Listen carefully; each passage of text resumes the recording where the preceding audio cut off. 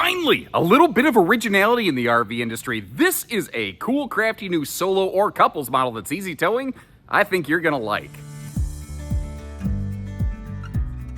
Hello everybody, Josh the RV Nerd of Bish's RV, down here at Coachman today getting to see what's new and what's alive for 25, and I almost walked past this. And I popped my head inside, I'm like, what is this? This is some crazy new floor plan they came up with here. What it really kind of reminds me of is if you took something kind of like an Imagine 22 MLE style floor plan and condensed it down a little bit smaller, lighter, less expensive, easier towing, that's exactly what we're looking at here today. It's interesting. It's a little tight in some places because the thing is, this is a narrow body, easy towing camper with tandem axles. This is the kind of floor plan I've seen a lot of manufacturers try to go single axle on recently, but you end up with like 40 pounds of cargo capacity. I'm exaggerating, of course, but with tandem axles, you'll get better towing, better cargo capacity, more reliability, far less like white knuckle freak out. God forbid you have some kind of flat tire situation going down the road. It is a east-west front corner Murphy bed kind of thing, which I know is going to be an all-stop immediate deal breaker for some folks. Total respect. But if you're solo, the east-west bed maybe doesn't matter. Or let's say you're newlyweds, maybe you like the east-west bed for reasons. Moving on from there, you've got a sofa slide with a Norco exact slide system, which allows you to sit in the slide while it's retracted. So this RV remains functional while the slide is closed. And it has a shockingly good kitchen for a small camper like this. I was very surprised. Actually, it's almost tucked away in a corner, but when you get back there, it's like, oh my God, this kitchen's really nice. The bathroom's a little tight again, but it's a separate bathroom, separate everything. They really did some smart stuff with this one. But I also think its greatest assets will be its greatest liabilities. Smaller, lighter, less expensive, easier towing means less physical space, less room, less comfort in that regard. So it's gonna be goods and bads as we go. And if you appreciate how we try to be candid and transparent with this stuff, hit that subscribe button. Let's get in there. You know, some floor plans, for me, it just makes sense to start from the door, because if you come to check this thing out, this is what you're gonna see right here. Now, this is a double dynofa kind of situation. I wish I could take credit for that nerdism. Several of them, that one specifically, it's a fan submitted nerdism. Mr. Greg from Michigan, I believe was his screen name for the longest time. He says, every time we say dynofa, we owe him a nickel. Woo boy, with, adjusting for inflation, I owe that guy a lot of nickels. But if you walk in and you come take a look at this thing in person, this is kind of what you might see right here. And it's a compact arrangement. Again, its greatest qualities are its greatest liabilities. But I also want to mention, I think we're in prototype number 1 of 1. When they first put this together, I think maybe they were planning on doing something where that's enclosed down there. They're going to open that up. They might put some tote storage or something, but that will be open so that you have a little more foot room down there. And they're debating between these chairs that you're looking at and some kind of fold-away stool. If I had to guess, they're going to go with a fold-away stool, because what you can do is shove those up into the Murphy bed area while you're traveling to keep them kind of contained, whereas these more pretty-looking and probably more comfortable high-back chairs, what do you do with them? When you're traveling, it makes it awful hard. Now, it doesn't include a TV, but if you're looking for one, it's got a great spot for it. And I am a sucker for these campside overlook dining bars right here. I really love these things. If I'm being ultra picky, it feels like we need an outlet or two in this area somewhere, so that we could, if you wanted to be a weekend laptop warrior, to have a handy little spot to do that. And we're going to come back to all this stuff in more detail, but just to kind of give you a longer overview, first and foremost, they've maintained the bigger 12-volt compressor fridge over here. And again, the kitchen feels kind of tucked into the corner. When you get back here, there's a lot of kitchen in this little camper. There's a lot of kitchen in this little camper. They actually packed look at the total counter space in here, the easy reach outlets. This is a good small kitchen, or a good kitchen in a small camper. By the way, a lot of people don't realize this. I don't talk about this enough. You see a 2-burner stovetop. Well, mathematically, 2 is less than 3, last I checked. And it makes it feel like maybe you're getting less cooking. Here's the funny thing, you're not. 3 burner stovetops, your front burner is about 9,000 BTUs. Your 2 back burners are about 4,500. To give you an idea, the 4,500 BTUs can barely boil water. When you go to 2, you get dual high output 9,000 BTU burners. So you actually have 2 very functional burners instead of only 1, and then 2 glorified propane warmers, effectively. Really good appliance corner kind of space. Now, you saw me zoom in on the furnace down there. What's cool is this RV has 2 heating methods. You've got the propane furnace, but up top here, you've got the new GE Profile air conditioner. This is a non-centrally ducted air in this little RV, but what you probably can't see is that also has an electric heat pump built right into it. So if you have park power or a generator, you have electric heating in your RV, which I think is pretty cool myself. In a little camper like this, for most general camping, you probably won't even need to fire up the propane furnace. Now, this RV, I do want to mention this Norco Exact Slide. It does have a miniature step up. I love that they made it carpetless, and they put just a tiny bit of cushion on the front of it, so it's a little bit of a buffer. And you're like, but why is this there? You know, I don't want a step-up slide. It has to be because of the smaller nature of this slide. The wheel well actually sticks up into the floor of the RV slightly, so that's just something that they had to do. I'll get you another look at this, but if you're eyeballing it and you're curious, this is either cuddle compliant or you have the fold down population controlling armrest built right into it. And I like how they actually have cup holders in it.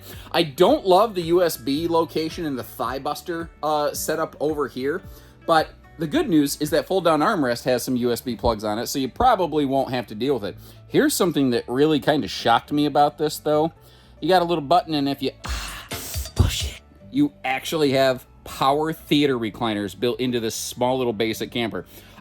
If you would have asked me how they were going to outfit this, I said, I'll bet your paycheck they're going to put a cheaper jackknife sofa in it because it's a small basic camper. But they didn't. They actually put a really nice sofa in that, which I'm not mad about. It just very much surprised me. But what's cool is the Murphy setup on this gives us the space of like a super slide without actually having the weight and cost of a super slide. However, the specific way they accomplish their Murphy bed, you may not like. And if you notice, it did require that they kill any sort of hanging storage in this. So this RV is not going to be for Uncle Gary who wants to hang up his sundress. It's only going to be for Aunt Rita who likes to fold her Crocs, socks, and undies. Now, folks, I appreciate your feedback. You've said that you prefer when I do the live-action Murphy bed demo, so I figured I'd go ahead and apply that here. Simple jackknife sofa. There's a little bullet latch that kind of keeps this up in place. And even if I wrestle and fight with this a little bit, I want you to see what it's really like. Now, this is like a north-south Murphy bed. It folds hot dog style instead of hamburger. And you might notice it's a short queen, how there's some extra room over at the end here. So you could slide it either way you wanted. If you could source a folding true queen bed, you could put a true queen bed up here. I'm going to slide it all the way up here, and because it is a short queen, you might notice I don't take my shoes off because there's really no need to. Now, my head's not all the way up against the wall. I could cheat this on camera, and I could make it look bigger than it is, but I'm not going to. If you have a pillow under your head, this is where your head is going to lay. Now, the trick with this is there's somebody beside me, they're crawling over me. Now, depending on your partnership, maybe that's okay with you. I don't know. But again, an east-west bed for a solo RVer, not a problem. And that might be the thing. If you're looking for more of a couples situation, you might want to go to the slightly longer, like 27-foot versions of this floor plan, the more traditional versions. This squish-down version, it's going to be good for a cozy couple or a solo kind of flyer, you know, kind of situation. Now, putting the bed away, kind of the same thing. You do have to sort of grab it, fight it, pull it, then you roll it over, flip it, and reverse it. And I do apologize for flashing my backside at you here, but there's really no way of kind of getting away from that doing a Murphy bed like this. So if you appreciate the demos, if you're new with us, hit that subscribe button. And if you've returned, just, I don't know, hit the like button, or don't, or anything. We'll keep moving on. Ow! Oh, God. Ow! Why do I do this? I did not I wasn't trying to be funny. I do my own stunts. Like I say that all the time. I was not trying to be funny and fall off that thing. I was trying to be silly and do some goofy posing. And then I legit fell off that sofa. That hurt. I almost cracked my head on that step up slide out right there. So I guess, guys, be aware.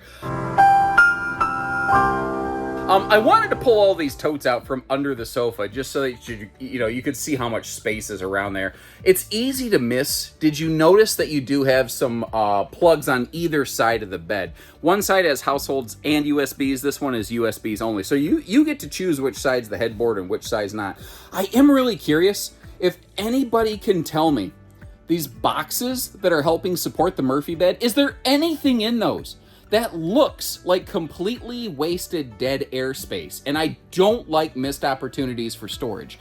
And I will say that when you sit down, you really feel like you're missing a window up there, but you're not, because there's a awning arm on the other side of that wall. So there's just, you can't put a window there. By the way, neat little construction point. Even here at their most basic package, they are still using pocket screwed lumber core cabinetry.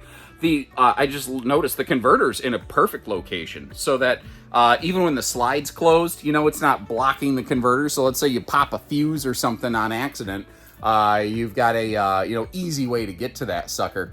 Now you do have one switch for all the overhead lighting, which I actually like. But if you are like boondocking or it's like nighttime and you want to kind of control this a little more, you can do that. Like let's say you've got, I don't know, a kid or a dog that doesn't like the dark. I don't know if that's even a thing, but you can like maybe leave one of the kitchen lights on for like a little nighttime light time sort of effect right here.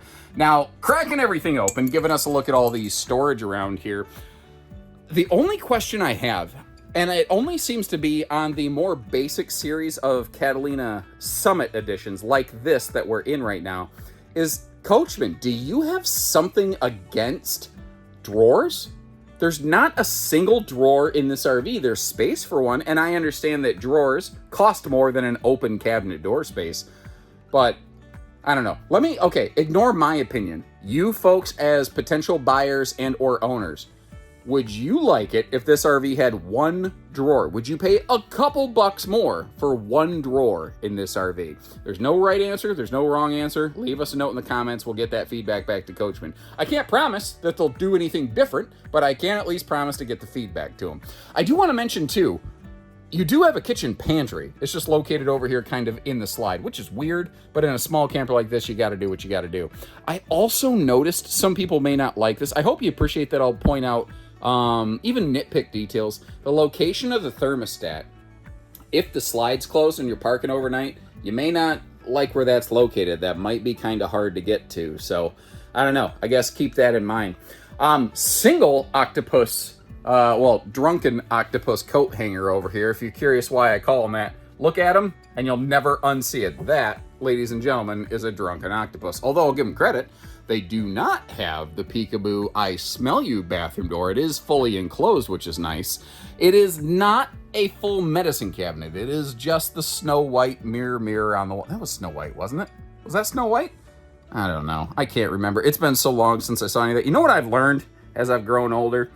Do not go back and watch your favorite forms of entertainment from when you were a child unless you are prepared to be hurt and or let down. They are not what you remember. Anyway, this bathroom I mentioned, it is tight. Where it's weird is you notice that I kind of had to do like a little bit of a squatty potty action with my long legs here. I'm a little bit over 6 foot tall, by the way. And where that kind of comes into play is when I stand in the shower. The vent fan skylight wombo combo becomes, well, I need to put my head all the way up in it. Now it's intelligently located, and I want to give you folks credit and tell you thank you.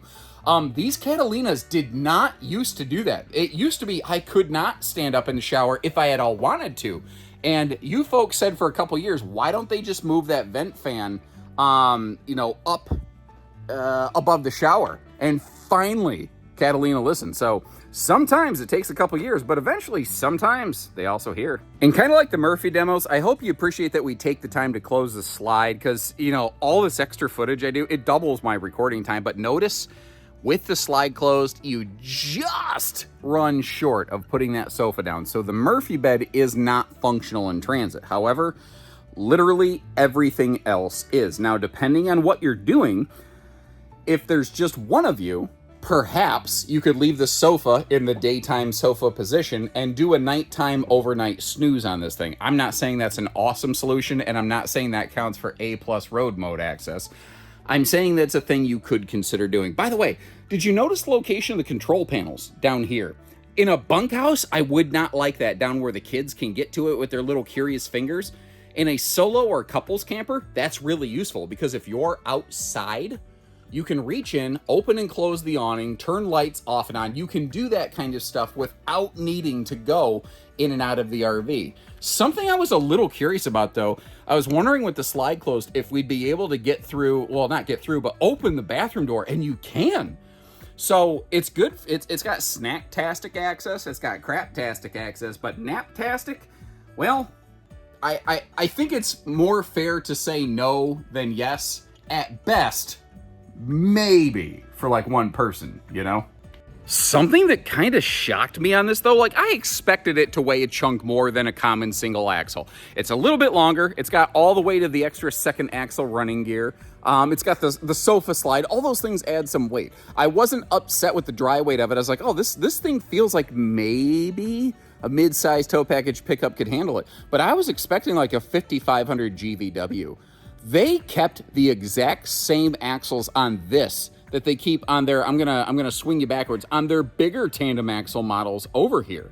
So what that means is that this thing has, in a sense, overpowered running gear, but I don't know that there necessarily is exactly that. What it also means is that this thing has well over 2,500 pounds of cargo carry capacity. I think that you're going to have to load it with cinder blocks and concrete mix to try to overload the cargo capacity. That usually is a recipe for RVs that tend to stay out of the shop for structural issues because the structure's not getting overworked the entire time. Again, we are looking at that Norco Exact slide system, and look at the nose of this thing. It's got, everyone keeps calling it, Jedi lighting, but I'm gonna call it the Tron lights, the, instead of just plastic screw trim over your front trim pieces, they actually inlaid it with fusion lighting, which is like the solid beam lights as opposed to the, like if you look at the awning over there, you can see the ... dash Morse code style. Oh, by the way, you see how the awning light is blue? It doesn't have to be. It's one of those multicolor awning lights. It has like pulse and phase and strobe patterns, or you can just choose a color and leave it solid like I've done here. Now, this is the Summit 7 series, which mostly are single axles.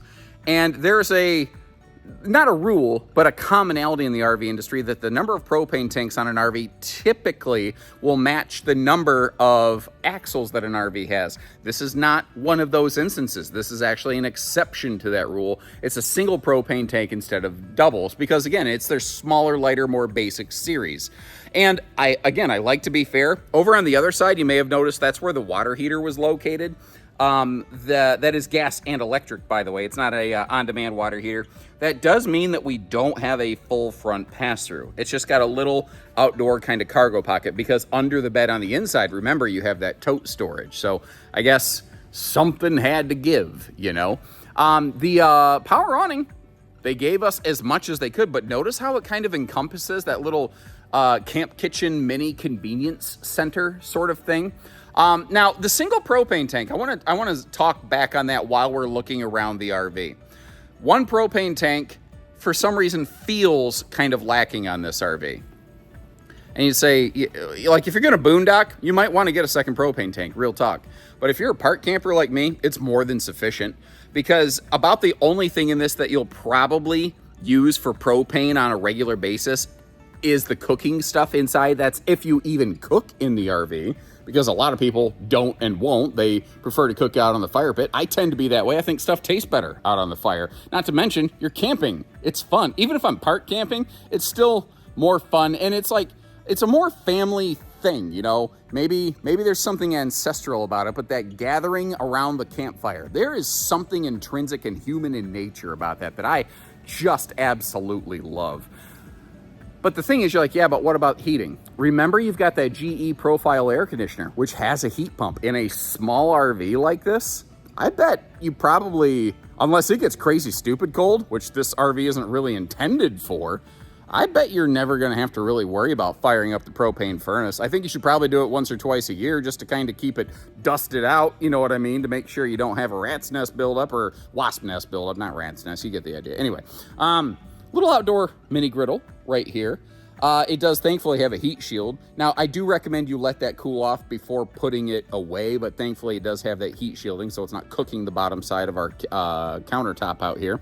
And they had to get a little creative with this, but I think it works. You know, the refrigerator's 90 degrees turn, but the way the door opens, I think the correct way, I can still get into it. And I still got enough little room over here for like a little portable, I don't know, Bluetooth speaker or something if I wanted. You may have noticed the outside speaker that we saw briefly in the footage there.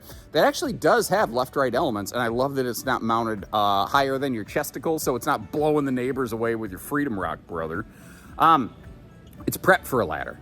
Doesn't include a ladder from the factory. It's prepped for a backup camera, but you can see where that bracket is up there. So if you want to get up there to that fully walkable roof, you can. And as long as I'm weaving my way over here, just to kind of complete the 360 exterior visual, it is a single sewer hookup. And because they have their same bigger, heavier axle package that you have on the larger RVs, you have some pretty decent ground clearance for that sewer stuff there.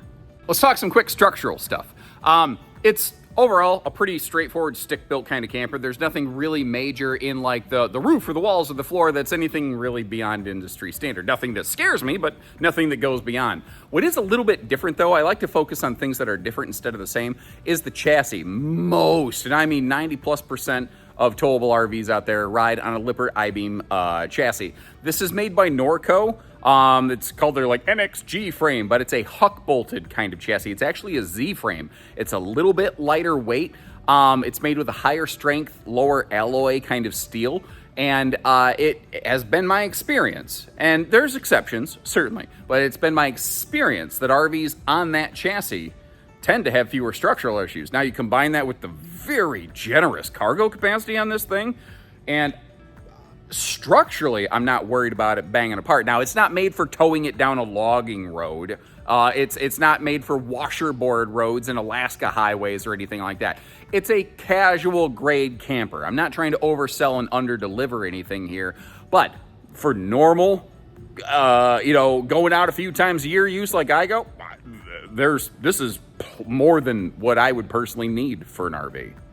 Now, I'm not exactly sure when I'm gonna get this video out, but these cool, like, Ahsoka Tano lightsaber lights on the nose right here, they're going to be doing that pretty much across their entire travel trailer lineup. Like, all of your Summits and Legacy series will have that. Now, the trick is, I already recorded a bunch of videos of various Catalinas before they got that on. Like, they're literally still applying them in this display as I'm here right now. They just got this stuff. I think it looks so cool myself. But, opinions could vary. So keep in mind, as I have other videos come out later down the line that don't have that, it will when it actually shows up at a dealership. So anyway, that was a lot of housekeeping note there. Take a look at the links in the video description to check for pricing and availability. I'll look up a couple other things that maybe are a little smaller, a little larger, but I've never quite seen anything else exactly like this. It's a little bit of a Unicornosaurus Rex kind of floor plan, And if you like how we share the good with the bad, hit that subscribe button and we'll check you out, or catch you next time you can check us out. Don't know what I wanted to say. All I know is what came out was idiocy, plain idiocy. So take care, stay safe, have fun, and happy wording, everyone. Brains.